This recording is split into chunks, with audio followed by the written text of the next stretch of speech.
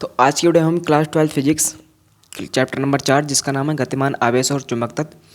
इससे पिछली वीडियो में हमने 3 चैप्टर कवर करा चुके हैं। अगर आपने वीडियो नहीं देखी है तो प्ले लिस्ट में वीडियो है और डिस्क्रिप्शन बॉक्स में लिंक है, आप जाकर देख सकते हैं। तो आज की वीडियो हमारी चैप्टर 4 है, जो हमने मोस्ट इंपॉर्टेंट टॉपिक हैं। कितने 11 सेलेक्ट किए हमने क्वेश्चन। किस में से? ये हमने अनसोल्ड पेपर में से और मॉडल पेपर से सेलेक्ट किए हैं, जो बोर्ड एग्जाम में काफ़ी बार और रिपीटेड क्वेश्चन होते हैं। पहला हमारा एम्पेयर का परिपत्र नियम, जो 2013, 14, 15, 16, 15, 17, 18 में आ चुका है और इसी वीडियो में हम इसका सॉल्यूशन दे देंगे। दूसरा, एम्पेयर के परिपत्र नियम की सहायता से अनंत लंबाई के सीधे धारावाही चालक के निकट चुंबकीय क्षेत्र, ठीक है, ये 14, 15, 19, 20, 22, 23 में आ चुके हैं। फिर तीसरा, एम्पेयर के परिपत्र नियम की सहायता से धारावाही परिनालिका के अंदर उसकी अक्ष पर चुंबकीय क्षेत्र। फिर सिद्ध कीजिए F/L = μ0/2π धारा I1 I2/R न्यूटन मीटर। ये इस चैप्टर का मोस्ट इम्पोर्टेंट क्वेश्चन है। अगर आप इसको तो आपको 110% तैयार ही करना है। ये हर साल किसी न किसी सेट में आ चुका रहता है। फिर बायो-सावर्ट का नियम। फिर बायो-सावर्ट के नियम की सहायता से एक वृत्ताकार कुंडली के केंद्र पर चुंबकीय क्षेत्र, ठीक है, ये मोस्ट इंपॉर्टेंट टॉपिक है बोर्ड एग्जाम के लिए 2024 के लिए, क्योंकि 23 में आ चुका है, 22 में और लगातार ये पूछे जा रहा है। फिर 7वां है बायो-सावर्ट की सहायता से लंबे ऋजुरेखीय धारावाही चालक के कारण चुंबकीय क्षेत्र। 8वां चुंबकीय द्विध्रुव आघूर्ण की परिभाषा। फिर आयताकार कुंडली पर लगने वाले बल युग्म स्थितिज ऊर्जा भी है 10वां। और 11वां क्वेश्चन है हमारा चल कुंडली सिद्धांत तथा कार्य विधि। तो इस वीडियो में हम जितने हो सकते हैं इतने टॉपिक कवर करेंगे। अगर वीडियो लंबी हो जाएगी तो हम इसका नेक्स्ट पार्ट बना देंगे, ठीक है। तो इस पार्ट में हम जिक्र करेंगे एम्पेयर का परिपत्र नियम। एम्पेयर के परिपत्र नियम किसे कहते हैं? तो एम्पेयर के परिपत्र नियम किसे कहते हैं इसको देखेंगे, जो 13, 14, 15, 17, 18 में आ चुका है। किसी बंद परिपथ में उत्पन्न चुंबकीय क्षेत्र का रेखीय समाकलन उस परिपथ में बहने वाली धारा के μ0 गुना होता है, इस एम्पेयर का परिपत्र नियम कहलाता है। यह एम्पेयर का परिपत्र नियम कहलाता है। अर्थात रेखीय समाकलन को EL साइन आता है, चुंबकीय क्षेत्र B × dl = μ0 × I, किसका? एप्सिलॉन नॉट गुना होता है, किसका? धारा का। तो धारा ये आएगी, गुणा का साइन ये आएगा, अब μ0 ये आएगा। फिर इसका निगमन कराने के लिए हमको क्या करना पड़ेगा? एक चित्र बनाना पड़ेगा। जिसको जो चित्र हमने बनाया पहले है XY एक तार है जिसमें I धारा बह रही है। X और Y एक तार है जिसमें I धारा बह रही है। धारा की दिशा कांच के तल लंबवत ऊपर की ओर प्रभावित हो रही है, यानी कि किसकी ओर? ऊपर की ओर प्रभावित हो रही है। इसके लास्ट बिंदु पर DL है और उसके ये वाले बिंदु पर P है, और यहाँ से यहाँ तक की दूरी, मतलब यहाँ से यहाँ तक का जो साइन है B है, यानी कि चुंबकीय क्षेत्र है ऊपर की ओर क्या हो रही है? उत्पन्न हो रही है। तो उत्पन्न चुंबकीय क्षेत्र B है तब उत्पन्न चुंबकीय क्षेत्र B है तब। फिर एम्पेयर का परिपत्र नियम लिखेंगे हम, रेखीय समाकलन V × dl = μ0 × I, ठीक है। अब LHS ले लेंगे, यानी कि RHS आएगी, LHS आएगी, राइट हैंड साइड और लेफ्ट हैंड साइड। तो हम लेफ्ट हैंड साइड लिखेंगे, रेखीय समाकलन V × dl। एक हमारा सूत्र होता है A × B = AB cos θ। तो यहाँ पर हमारा AB की जगह पर क्या है? BDL है, तो AB को हम AB cos θ लिख सकते हैं। तो BDL को हम BDL cos θ लिख सकते हैं। तो हम लिख लेंगे BDL cos θ। अगर थीटे की जगह पर क्या हो हमारा? अगर थीटे की जगह पर 0 यानी कि 0 रख दें हम, तो क्या होगा हमारा? BDL 0 है और cos 0 की वैल्यू कितनी होती है? 1 होती है। तो BDL × 1, तो क्या आ गया हमारा? रेखीय समाकलन BDL हमारा आ गया है। फिर इस B को बाहर निकालेंगे तो हमारा रेखीय समाकलन DL हो जाएगा। तो हमारा एक सूत्र होता है रेखीय समाकलन dx = x, यानी कि dx की जगह पर हमारा x आ जाएगा। तो हमारा इस dl की जगह पर हमारा खाली l आ जाएगा, तो BL हो जाएगा हमारा। क्या हो जाएगा? V × L। तो इस B की जगह पर हमारा एक सूत्र होता है V = μ0/2π × I/R, और L की जगह पर हमारा सूत्र होता है टू पाई आर। तो इस बी की जगह पर हम ये रख देंगे और इस एल की जगह पर हम ये रख देंगे। तो रखते हैं हम, ये रख दें mu zero upon two R I upon R into two pi R. तो इस आर से ये आर गया और इस टू पाई से ये टू पाई गया, तो क्या बचा हमारा म्यू ज़ीरो इंटू आई। तो म्यू ज़ीरो इंटू आई। अब म्यू ज़ीरो, अब इसमें क्या था, एल एच एस हमारी क्या निकल कर आ गई, म्यू ज़ीरो इंटू आई, और हमारी आर एच एस क्या, म्यू ज़ीरो इंटू आई। यानी कि क्या हमारा एम्पेयर का परिपथ्य नियम, हमने इसकी परिभाषा देखी है और क्या देखा है, इसका निगमन देखा। ये मोस्ट इंपोर्टेंट टॉपिक यानी कि क्वेश्चन है बोर्ड एग्जाम के लिए। तो इस सेकंड क्वेश्चन देखेंगे अब हम। तो हमारा सेकंड क्वेश्चन है, एम्पेयर के परिपथ्य नियम का उपयोग करके अनंत लंबाई के सीधे धारावाही चालक के निकट किसी बिंदु पर विद्युत क्षेत्र की तीव्रता ज्ञात कीजिए। इधर 14 में, 15 में, 19 में, 20 में, 22 में और 23 में आ चुका है। और ये बहुत रिपीटेड क्वेश्चन हो रहा है क्योंकि ये 20 में, 21 में एग्जाम नहीं हुआ, तो 20 में, 22 में, 23 में ये लगातार पूछे जा रहा है। इसमें क्या करेंगे, पहले हम एक चित्र बनाएंगे एक्स वाई। ये जो हमारा एम्पेयर का परिपथ्य नियम का चित्र है वो ये चित्र हमने यहाँ पर लिया है। फिर हम लिखेंगे चुंबकीय क्षेत्र का रेखीय समाकलन। रेखीय समाकलन B D L into D L, रेखीय समाकलन का साइन लग गया, इंटू रेखीय समाकलन B D L cos theta. अगर cos theta equal to cos zero, यानी कि कोस थीटा की जगह पर हम कोस जीरो रख दें, यानी कि थीटा के मान पर हम जीरो रख दें, तो थीटा इक्वल टू जीरो रख देंगे हम। तो क्या बनेगा हमारा, ये B D L into D L ही हमारा ऐसे चलता रहेगा। अब चेंज हमें यहाँ करना है, बी डी एल से रेखीय समाकलन B D L cos zero. तो कोस जीरो की वैल्यू हमारी कितनी होती है, 1 होती है। तो ये ऐसी का ऐसी आ गया। तो यहाँ चेंज होगा हमारा बी डी एल इंटू रेखीय समाकलन बी डी एल इंटू 1, क्योंकि कोस जीरो की वैल्यू कितनी होती है, 1 होती है, तो 1 आ गया हमारा यहाँ पर। फिर हमारा इसकी मल्टीप्लाई अगर हम इससे करेंगे तो हमारा वी डी एल ही आएगा, रेखीय समाकलन वी डी एल। फिर देखेंगे हम रेखीय समाकलन B into D L equal to, इस बी को हम बाहर निकालेंगे क्योंकि हमको डी एल से रेखीय समाकलन का हटाना पड़ता है यहाँ पर, तो बी हम बाहर निकालेंगे। तो रेखीय समाकलन डी एल, तो इस सूत्र होता हमारा रेखीय समाकलन D X equal to X, यानी कि डी एक्स की जगह पर ये वाला आ जाएगा, एक्स आ जाएगा खाली। तो रेखीय समाकलन डी एल की जगह पर हमारा ये एल आ जाएगा। तो क्या हो जाएगा हमारा रेखीय समाकलन B into D L equal to B L. इस एल की जगह पर हम 2 पाई आर रख देंगे यहाँ पर हम। तो बी इस एल की जगह पर 2 पाई आर, समीकरण नंबर होगी हमारी फर्स्ट, इक्वेशन नंबर हमारी फर्स्ट बन चुकी है यहाँ पर। फिर एम्पेयर के परिपथ्य नियम से, एम्पेयर का परिपथ्य नियम क्या होता है, रेखीय समाकलन B into D L equal to mu zero into I, समीकरण नंबर होगी हमारी 2। फिर है समीकरण 1 का मान समीकरण 2 में रखने पर, समीकरण 1 का मान ये वाला मान जो है समीकरण 2 में रख देंगे, किसकी जगह पर, इसकी जगह पर, क्योंकि इसके बराबर कौन है, ये है। तो इसकी जगह पर हम ये रख देंगे, ठीक है। तो रखते हैं हम, इसकी जगह पर हम क्या रखेंगे, ये रख देंगे। तो v bracket 2 pi R equal to समीकरण 2 का ये वाला मान लेंगे हम, वी ज़ीरो इंटू आई, ठीक है। फिर क्या करेंगे हम, v है रहने देंगे और इसको इसके बटा में ले जाएंगे, क्योंकि ये गुणा में है तो ये भाग में जाता है और भाग का हमेशा गुणा में जाता है। तो ये हमारी ये गुणा में है तो ये क्या जाएगा, भाग में जाएगा। तो इसको भाग में कर दिया तो क्या बन के आ गया हमारा सूत्र, mu zero two pi into I R. यही हमारा क्या हमारा सूत्र है, किसका सूत्र है, एम्पेयर के परिपथ्य नियम का उपयोग करके अनंत लंबाई के धारावाही तार के निकट किसी बिंदु पर विद्युत क्षेत्र की तीव्रता का सूत्र है, ठीक है। अब नेक्स्ट जो हमारा क्वेश्चन है, अब नेक्स्ट क्वेश्चन हमारा, एम्पेयर के परिपथ्य नियम की सहायता से धारावाही परिनालिका के अंदर उसकी अक्ष पर चुंबकीय क्षेत्र की स्थापना कीजिए। 15, 19, 20 और ये इस बार इसकी आने की संभावना होती है, ठीक है।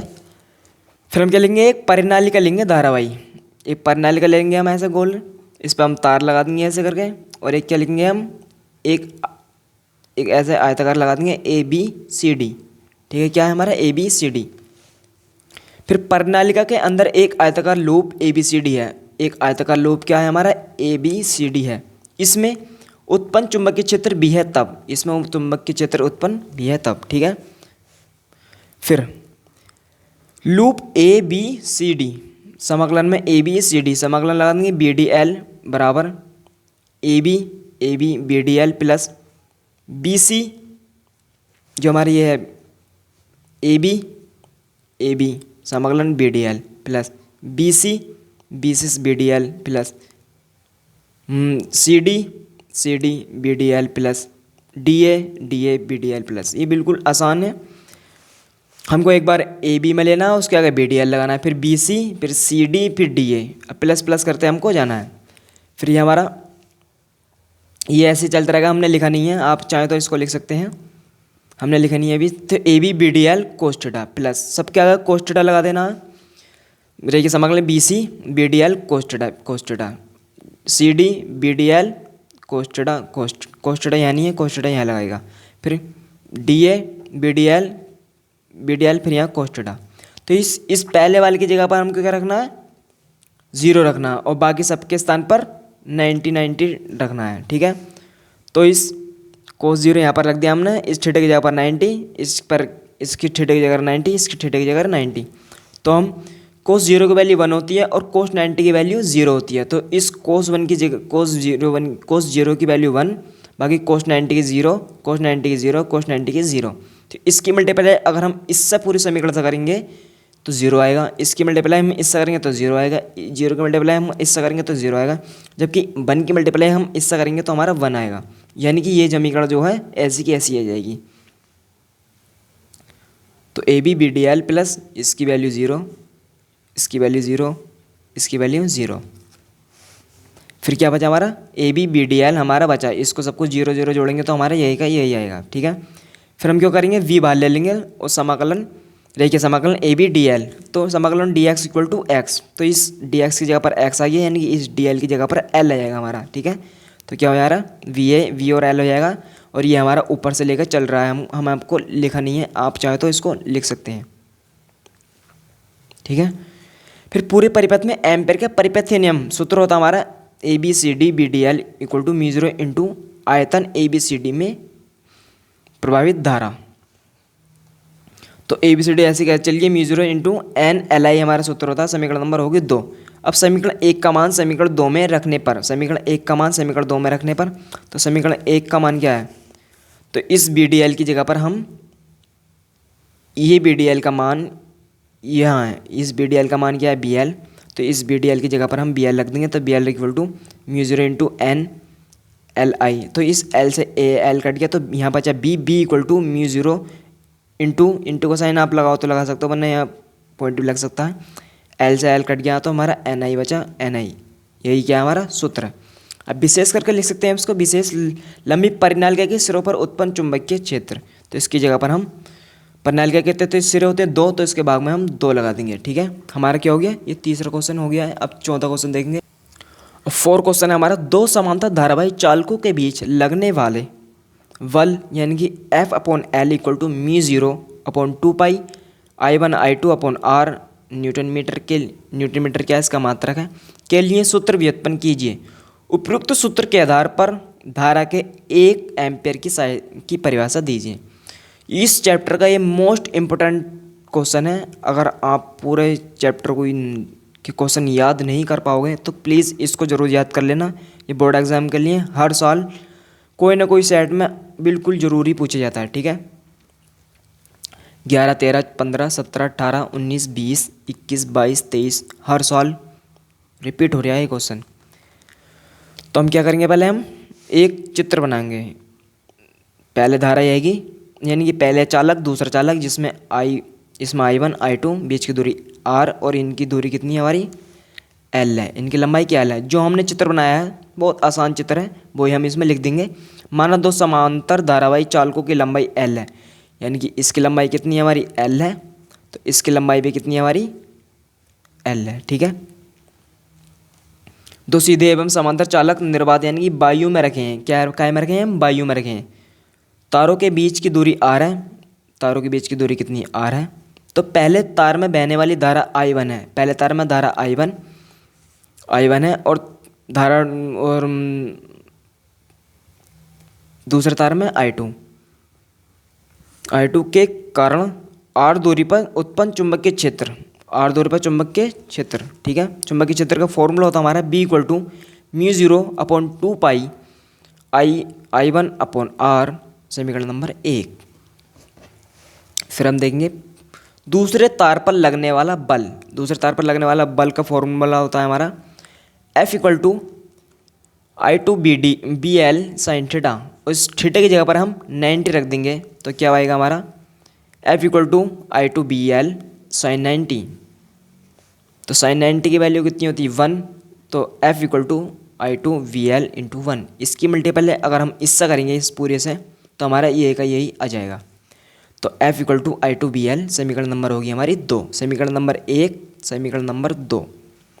समीकरण 2 में B का मान रखने पर, समीकरण 2 में B का मान रखने पर, समीकरण 2 में B का मान, समीकरण 2 में B का मान रखने पर, समीकरण 2 का है हमारी ये वाली, तो इसमें B का मान रख देंगे समीकरण नंबर 1 वाला। कौन सा हमारा ये वाला मान कहाँ रख देंगे, इस B की जगह पर रख देंगे। तो रखते हैं हम F ऐसी कैसे आ गया, I2BL की जगह पर हमने पूरा मान रख दिया यहाँ पर, और L बचा हमारा तो L हमने यहाँ ले लिया है। फिर इस L को हम इसके, क्योंकि ये गुणा में है तो यहाँ पर क्या आ जाएगा, भाग में चल जाएगा, तो FL इक्वल टू μ0 2 पाई, समीकरण इसको ढंग से लिख लेते हैं हम, μ0 2 pi I1 I2 upon R। यही हमको क्या हमारा सूत्र हो गया। अब क्या पूछे तुमने, परिभाषा पूछी थी 1 एम्पियर की, तो इसमें क्या लिखेंगे हम, धारा क्या हमारी 1 एम्पियर, लंबाई 1 मीटर और R 1 मीटर। तो लिखेंगे हम 1 एम्पियर वह विद्युत धारा है जो वायु में रखे 1 मीटर दूरी पर दो समांतर एवं लंबे चालक या तार में प्रवाहित होने पर प्रत्येक तार की प्रति मीटर लंबाई पर 2 × 10⁻⁷ N का बल उत्पन्न करती है। यही क्या हमारा क्वेश्चन नंबर 4 का आंसर है, जो कि ये पूछा था, मोस्ट इंपोर्टेंट क्वेश्चन है।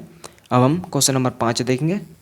अब क्वेश्चन नंबर 5 है हमारा, धारावाहिक चालक के कारण उत्पन्न चुंबकीय क्षेत्र की तीव्रता से संबंधित बायो-सैवर्ट की नियम की व्याख्या कीजिए।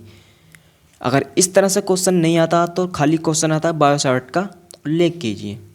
15, 17, 18, 23 में आ चुका है। बायो-सैवर्ट ने यह बताया कि किसी धारावाहिक चालक के एक अल्पांश डेल एल के द्वारा उत्पन्न चुंबकीय क्षेत्र निम्न बातों पर निर्भर करता है। कौन कौन सी बातें हैं हमारा, पहले हम क्या लिखेंगे, एक धारावाहिक चालक लेंगे, धारावाहिक चालक आएगा डेल एल, धारा आई बह रही है, थीटा बन गया हमारा, R दूरी पे बिंदु P है जहाँ पर डेल बी यानी कि विद्युत क्षेत्र किस बात पर निर्भर करता है हमारा, पहला चुंबकीय क्षेत्र डेल बी, चुंबकीय क्षेत्र डेल बी चालक में प्रवाहित धारा, इसमें धारा के अनुक्रमानुपाती होता है, यानी कि डेल बी अनुक्रमानुपाती आई। तो डेल बी अनुक्रमानुपाती आई समीकरण नंबर होगी हमारी 1। फिर चुंबकीय क्षेत्र चालक के अल्पांश की लंबाई डेल एल के अनुक्रमानुपाती होता है। क्या होता है हमारा, चुंबकीय क्षेत्र क्या हमारा डेल बी चालक के अल्पांश की लंबाई यानी कि डेल एल के अनुक्रमानुपाती होता है। तो डेल बी बराबर अनुक्रमानुपाती का साइन डेल एल, समीकरण नंबर होगी हमारी 2। फिर तीसरी हमारी डेल बी डेल बी अनुक्रमानुपाती साइन थीटा, क्योंकि थीटा के यहाँ पर कौन सा जी आ यानी कि साइन थीटा लगेगा यहाँ पर, समीकरण नंबर 3 होगी। अब समीकरण नंबर 4 है हमारी डेल बी अनुक्रमानुपाती 1/r², उसकी दूरी के क्या होता है, व्युत्क्रमानुपाती होता है। कौन, चुंबकीय क्षेत्र चालक के दूरी के व्युत्क्रमानुपाती भी होता है। अब उपरोक्त चारों तथ्यों को एक साथ जोड़ने पर, तो यहाँ पर क्या हमारा डेल बी, समीकरण नंबर 1 में क्या है हमारा डेल बी यानी कि अनुक्रमानुपाती के साइन के लेफ्ट हैंड वाला साइड किया हमारी डेल बी है, तो हम इसको डेल बी लिख सकते हैं। तो डेल बी हमने एक बार लिख लिया है। फिर हमारा पहले समीकरण में आई है तो आई लिख लिया, फिर डेल एल है तो del L, sine theta R², और ये हमारा अनुक्रमानुपाती का साइन अनुक्रमानुपाती आ गया।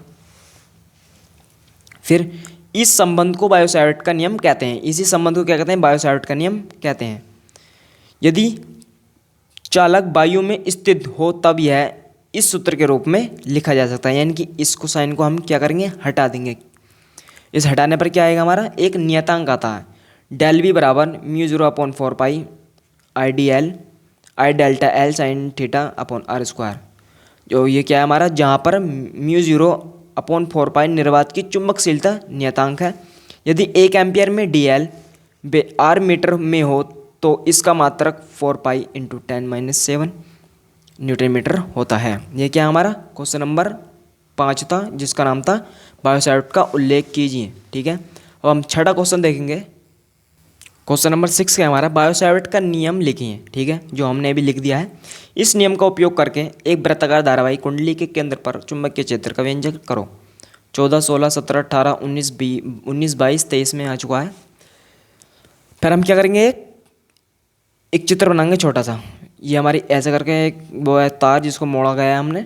यह लिखेंगे, माने एक तार को मोड़कर 8 मीटर त्रिज्या की वृत्ताकार कुंडली बनाई गई है। यानी कि 8 मीटर क्या है, एक वृत्ताकार कुंडली है, यानी कि गोल कुंडली है। माना कुंडली में आई धारा प्रवाहित हो रही है, यानी कि ये क्या हमारी यहाँ से चली हमारी धारा आई, ऐसे मुड़ चलती चलती चलती चलती इधर तो आ गई, क्या हमारी आई धारा आई है हमारी, तथा उसमें उत्पन्न चुंबकीय क्षेत्र भी है। तब बिंदु ओ से 8 दूरी पे चुंबकीय क्षेत्र भी हो तब। तो चुंबकीय क्षेत्र का हमारे को फॉर्मूला हमको पता है, क्या होता है हमारा, V equal to μ0/4 I D L sine theta upon R square. तो इस डी एल की जगह पर हम 2 रख देंगे और थीटा की जगह पर 90 रख देंगे। ठीक, तो हम रख देंगे pi V equal to μ0/4 I 2πr, क्योंकि इसकी डी एल की जगह पर हम ये रख रहे हैं 2πr, तो डी एल की जगह पर 2πr साइन थीटा की जगह पर 90 आर स्क्वायर का आर स्क्वायर। तो इस पाई की जगह पर पाई गया, इस एक आर की जगह पर इस 2 आर का 1 आर गया और 2 से 2 गया 2 बार, 2 दूनी का 4। फिर हमारे यहाँ बचा b बराबर μ0, यहाँ 2 बचा खाली, तो आई बचा इंटू साइन 90 की वैल्यू 1 होती है, क्योंकि ये हमारा सब कुछ कट चुका है। तो यहाँ पर 2 आर थे, 1 आर बचा, तो 1 आर हमने यहाँ लिख दिया। तो v बराबर μ0 2I/r, क्योंकि 1 की मल्टीप्लाई अगर हम इससे करेंगे तो हमारा यही आएगा। यदि फेरों की संख्या n हो तब, n हो तो या तब। ठीक है, तो v इक्वल टू μ0/2 इस i की इस अगर हम n लगा देंगे अपन r, यही क्या हमारा सूत्र है। हमने आज क्या देखा, हमने आज एम्पेयर का परिपथीय नियम, एम्पेयर के परिपथीय नियम की सहायता से अंध लंबाई के सीधे धारावाही चालक के ये देखा हमने। फिर तीसरा देखा, पहला कर चुके हैं, दूसरा भी कर लिया, तीसरा भी कर दिया है, चौथा भी कर लिया है हमने, पाँचवें भी देखा है हमने, छठा भी देखा है। तो इससे नेक्स्ट वीडियो में हम बायोसैवर्ट की सहायता से लंबे रेखीय धारावाही चालक के कारण चुंबकीय क्षेत्र देखेंगे। फिर चुंबकीय द्विध्रुव गुण देखेंगे, आयताकार कुंडली पर लगने वाले बलों, स्थिति ऊर्जा, और मोस्ट इंपोर्टेंट क्वेश्चन 2024 के लिए चल कुंडली सिद्धांत में कार्यविधि। तो इस वीडियो में हमने मोस्ट इंपोर्टेंट क्वेश्चन 6 कंप्लीट कर चुके हैं। इसका नेक्स्ट पार्ट हम कल को अपलोड कर देंगे। तो तब तक के लिए जय हिंद, धन्यवाद।